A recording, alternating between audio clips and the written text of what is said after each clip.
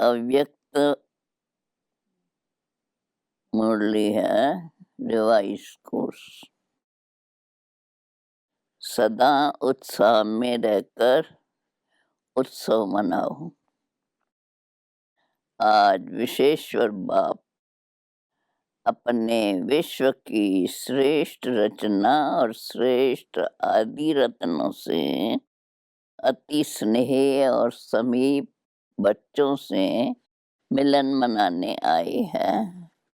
विश्वेश्वर बाप के बच्चे तो विश्व की सर्वात्माएं हैं, लेकिन ब्राह्मण आत्माएं अति स्नेही समीप की आत्माएं हैं, क्योंकि ब्राह्मण आत्माएं आदि रचना है। बाप के साथ साथ ब्राह्मण आत्माएं भी ब्राह्मण जीवन में अवतरित हो बाप के कार्य में सहयोगी आत्माएं बनी है। इसलिए बाप दादा आज के दिन बच्चों के ब्राह्मण जीवन के अवतरण का जन्मदिन मनाने आए हैं।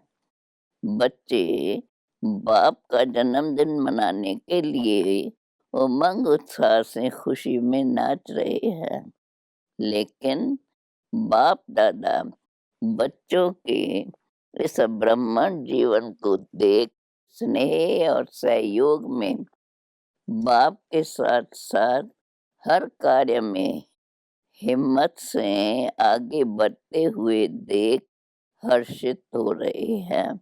तो आप बाप दादा का बर्थडे मनाते हो और बाप बच्चों का बर्थडे मनाते हैं।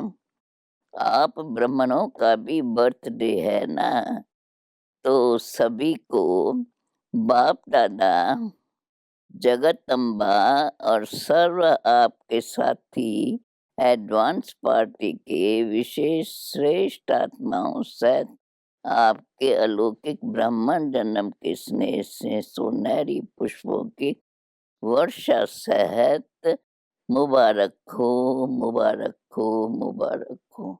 यह दिल की मुबारक है, सिर्फ मुख की मुबारक नहीं, लेकिन दिलाराम बाप के दिल की मुबारक सर्वश्रेष्ठ आत्माओं को, चाहे सन्मुख बैठे हैं, चाहे मन से बाप के सन्मुख है, चारों ओर के बच्चों को मुबारक है, मुबारक है, मुबारक है। आज के दिन भगत आत्माओं के पास बाप की बिंदु रूप की विशेष स्मृति रहती है।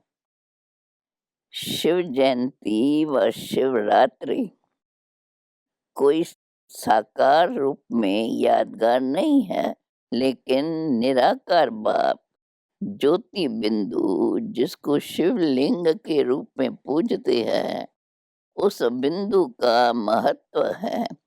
आप सभी के दिल में भी बाप की बिंदु रूप की स्मृति सदा रहती है। तो आप भी बिंदु और बाप भी बिंदु। तो आज के दिन भारत में हर एक भगत आत्मा के अंदर विशेष बिंदु रूप का महत्व रहता है। बिंदु जितना ही सूक्ष्म है उतना ही शक्तिशाली है। इसलिए बिंदु बाप को ही शक्तियों के, गुणों के, ज्ञान के सिंधु कहा जाता है। तो आज सभी बच्चों के दिल में जन्मदिन की विशेष उत्साह की लहर बाप दादा के पास अमृत वेले से पहुंच रही है। जैसे आप बच्चों ने विशेष सेवा अर्थ व स्नेह स्वरूप बन बाप का झंडा लहराया।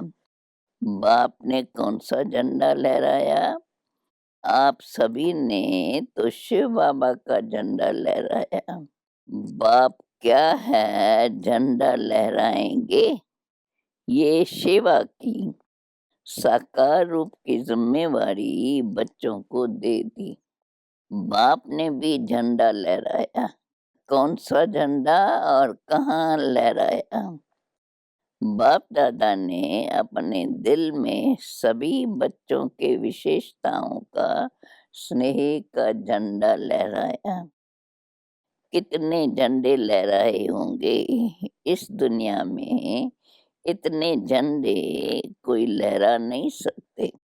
कितना सुंदर दृश्य होगा, एक एक बच्चे के विशेषता का झंडा बाप दादा के दिल में लहरा रहा है। सिर्फ आप सबने झंडा नहीं लहराया, लेकिन बाप दादा ने भी लहराया। ये झंडा लहराते हो तो उस समय क्या होता है? फूलों की वर्षा। बाप दादा भी जब बच्चों के विशेषता का, स्नेह का झंडा लहराते हैं तो कौन सी वर्षा होती है? हर एक बच्चे के ऊपर अविनाशी भव, अमर भव, अचल अडोल भव, इन वरदानों की वर्षा होती है। यह वरदान ही बाप दादा की अविनाशी अलौकिक पुष्प है। बाप दादा को इस अवतरण दिवस की, अर्थात शिव जयंती दिवस की बच्चों से भी ज्यादा खुशी है, क्योंकि यह अवतरण का दिवस हर वर्ष यादगार तो मनाते हैं, लेकिन जब बाप का साकार ब्रह्मा तन में अवतरण होता है तो बाप दादा को इसमें भी विशेष, शिव बाबा को विशेष इस बात की खुशी रहती। कितने समय से अपने समीप स्नेही बच्चों से अलग परम धाम में रहने चाहते। परम धाम में और आत्माएं भी रहती है, लेकिन जो पहले रचना की आत्माएं हैं, जो बाप समान बनने वाली सेवा के साथी आत्माएं हैं, वे कितने समय के बाद अवतरित होने से फिर से आकर मिलती है। बिछड़ा हुआ मिल जाए तो खुशी में विशेष खुशी होंगी। अवतरण दिवस अर्थात अपने आदि रचना से फिर से मिलना। आप सोचेंगे हमें बाप मिला और बाप कहते हैं हमें बच्चे मिले, तो बाप को अपनी आदि रचना पर नाज है। आप सब आदि रचना हो ना, क्षत्रिय तो नहीं हो ना, सभी सूर्यवंशी आदि रचना है। ब्राह्मण सो देवता बनते हैं ना, तो ब्राह्मण आत्माएं आदि रचना है। अनादि रचना तो सब है, सारे विश्व की आत्माएं रचना है, लेकिन आप अनादि और आदि रचना हो तो डबल नशा है ना। आज के दिन बाप दादा विशेष एक स्लोगन भी दे रहे हैं। आज के दिन को उत्सव या दिन कहा जाता है। शिवरात्रि व शिव जयंती उत्सव मनाते हैं। उत्सव के दिन का यही स्लोगन याद रखना कि ब्राह्मण जीवन की हर घड़ी उत्सव की घड़ी है। ब्राह्मण जीवन अर्थात सदा उत्सव मनाना, सदा उत्सव में रहना और सदा हर कर्म में आत्मा को उत्सव दिलाना। तो उत्सव में रहना है और उत्सव दिलाना है। जहाँ उत्साह होता है वहाँ कभी भी किसी भी प्रकार का विघ्न उत्साह वाली आत्मा को उत्साह से हटा नहीं सकता। जैसे अल्पकाल के उत्साह में सब बातें भूल जाती है। कोई उत्सव मनाते हो तो उस समय के लिए खुशी के सिवाय और कुछ याद नहीं रहता। तो ब्राह्मण जीवन के लिए हर घड़ी उत्सव है, अर्थात हर घड़ी उत्साह में है। तो और कोई बातें आएंगी क्या? कोई भी हद के उत्सव में जाएंगे तो वहाँ क्या होता है? नाचना, गाना, खेल देखना और खाना, यही होता है ना। तो ब्राह्मण जीवन के उत्सव में सारा दिन क्या करते हो? सेवा भी करते हो तो खेल समझ करते हो ना, या बोझ लगता है? आजकल की दुनिया में कोई भी अज्ञानी आत्माएं थोड़ा भी दिमाग का काम करेंगी तो कहेंगी बहुत थक गए हैं। दिमाग के ऊपर काम का बहुत बोझ है और आप सेवा करके आते हो तो क्या कहते हो? सेवा का मेवा खा के आए हैं। क्योंकि जितने बड़े ते बड़ी सेवा के निमित्त बनते हो, उतना ही सेवा का प्रत्यक्ष फल बहुत बढ़िया या बड़ा मिलता है। तो प्रत्यक्ष फल खाने से और ही शक्ति आ जाती है ना, खुशी की शक्ति बढ़ जाती है। इसलिए चाहे कितना भी शरीर का सख्त कार्य हो, लेकिन प्लान बनाने का दिमाग का कार्य हो, लेकिन आपको थकावट नहीं होगी। रात है व दिन है, ये पता नहीं पड़ता है ना। अगर घड़ी आपके पास नहीं होती है, कितना बज गया, लेकिन उत्सव मना रहे हो, इसलिए सेवा उत्साह दिलाती है और उत्साह अनुभव कराती है। ब्राह्मण जीवन में एक तो है सेवा, दूसरा क्या होता है? माया आती है तो माया का सुनकर हंसते हो। क्योंकि तो समझते हो तो माया को हमारे से ज्यादा प्यार है। आपका प्यार नहीं है, उनका प्यार है। उत्सव में देखो, खेल भी देखा जाता है। आजकल सबको ज्यादा खेल कौन सा पसंद आता है? मिकी माउस का। मिकी माउस का खेल बहुत करते हैं। एडवर्टाइज भी मिकी माउस की खेल में दिखाते हैं। चाहे मैच पसंद करते, चाहे मिकी माउस का खेल पसंद करते हो, तो यहाँ भी माया आती है तो मैच करो, निशाना लगाओ। खेल में क्या करते हो? गेंद आता है तो आप फिर दूसरे तरफ फेंकते हो और कैच कर, ऐसे ही माया की ये गेंद कभी काम के रूप में आती, कभी क्रोध के रूप में। ये कैच करो कि ये माया का खेल है। अगर माया के खेल को खेल समझ करो तो उत्साह बढ़ेगा। अगर माया की कोई भी परिस्थिति को दुश्मन समझ देखते हो तो घबरा जाते हो। मिकी माउस खेल में कभी बंदर आ जाता, कभी बिल्ली आ जाती, कभी कुत्ता आ जाता, कभी चूहा आ जाता, लेकिन आप घबराते हो क्या?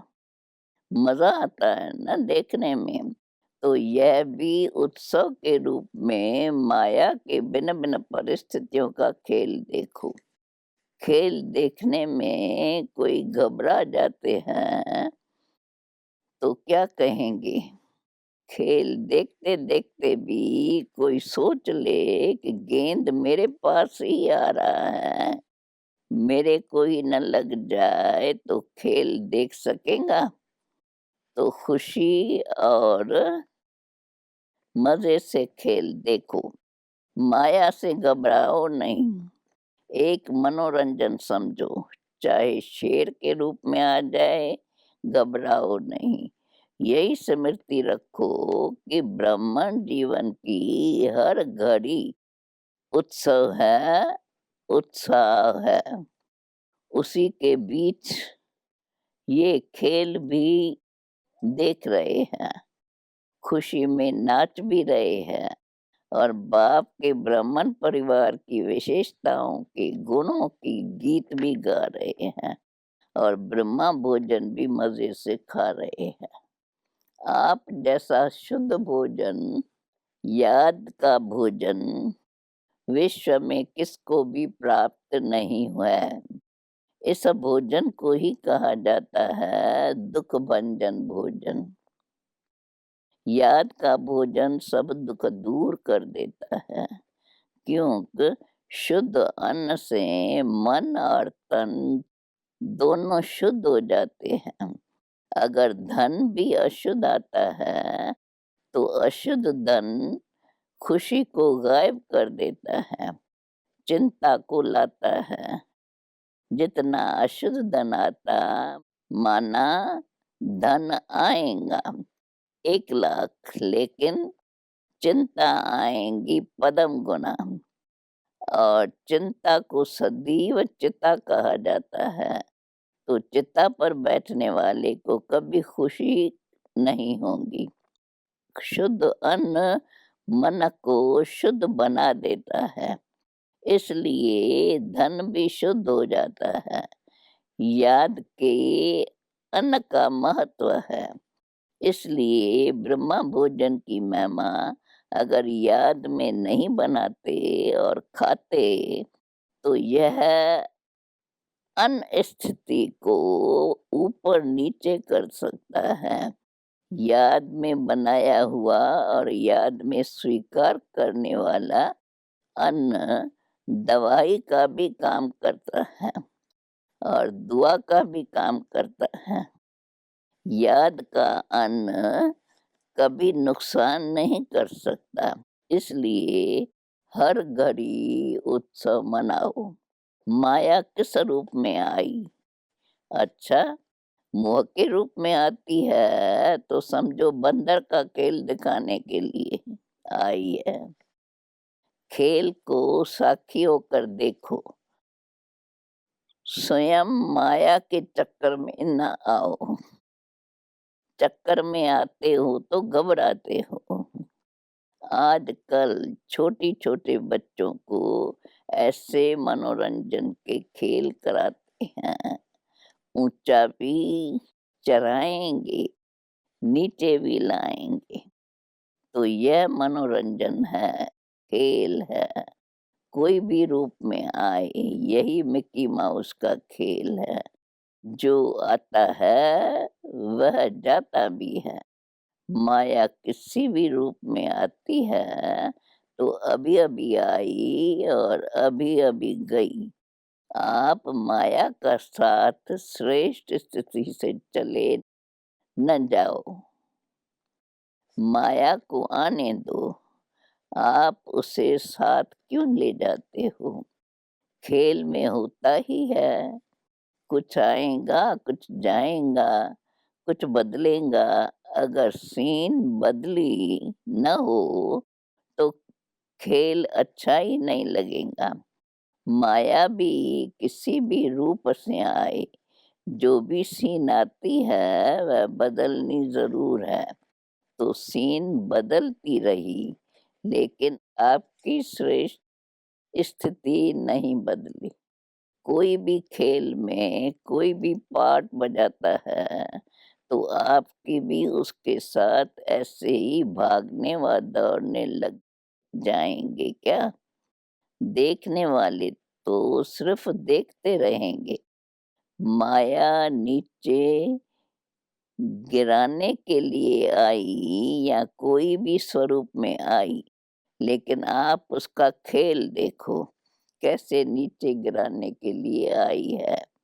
उसके रूप को कैच करो और खेल समझ उस दृश्य को साक्षी होकर के देखो।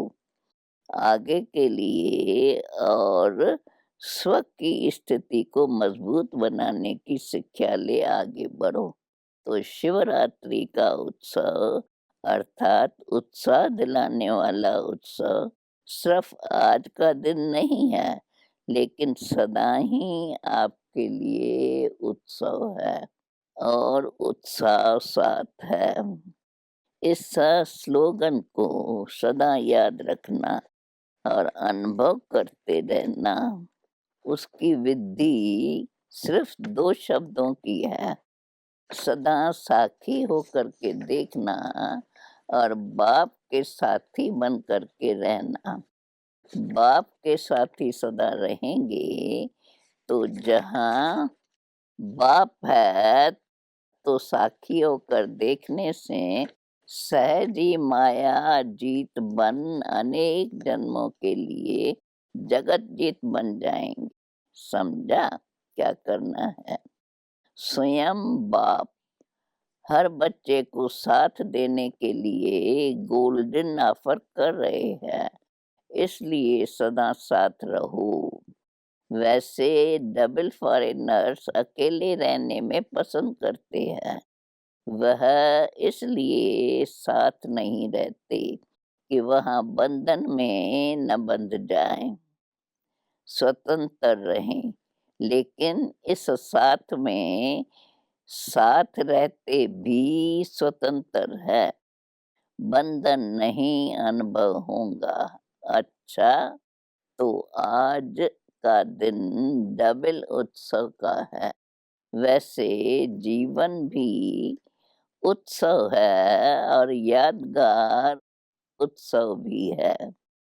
बाप दादा सभी विदेश के बच्चों को सदा याद करते भी है और आज भी विशेष दिन की याद दे रहे हैं, क्योंकि जो भी जहाँ से आए होंगे तो सभी के याद पत्र लाए होंगे, कार्ड पत्र टोलियां लाई होंगी। तो जिन बच्चों ने जहाँ से भी आए होंगे तो सभी के याद पत्र लाए होंगे, कार्ड पत्र टोलियां लाई होंगी। जिन बच्चों ने दिल का याद प्यार व किसी भी रूप से अपनी याद निशानी भेजी है, उन सब बच्चों को बाप दादा भी विशेष याद का रिटर्न पदम गुना दे रहे हैं। अरे बाप दादा देख रहे हैं कि हर एक बच्चे के अंदर सेवा का और सदा मायाजीत बनने का उमंग उत्साह बहुत अच्छा है। हर एक बच्चा अपनी शक्ति से ज्यादा सेवा में आगे बढ़ रहा है और बढ़ता ही रहेगा। बाकी जो सच्ची दिल से दिल का सच्चा समाचार बाप के आगे रखते हैं तो सच्ची दिल पर बाप सदा राजी है। इसलिए दिल के समाचार जो भी कोई छोटी छोटी बातें आती भी है तो वह बाप की विशेष याद के वरदान से समाप्त हो ही जाएंगी। बाप का राजी होना अर्थात सहज बाप के मदद से माया जीत बनना। इसलिए जो बाप को दे दिया, चाहे समाचार के रूप में, पत्र के रूप में, रुझान के रूप में, जब बाप के आगे रख लिया, दे दिया, तो जो चीज किसको दी जाती है वह अपनी नहीं रहती, वो दूसरे की हो जाती है। अगर कमजोरी का संकल्प भी बाप के आगे रख दिया तो वो कमजोरी आपकी नहीं रही, आपने दे दी, उससे मुक्त हो गए। इसलिए यही याद रखना कि मैंने बाप के आगे रख दी, अर्थात दे दी। बाकी विदेश के उमंग उत्साह की लहर अच्छी चल रही है। बाप दादा बच्चों को निर्विघ्न बनने के उमंग और सेवा में बाप को प्रत्यक्ष करने के उमंग को देख हर्षित होते हैं।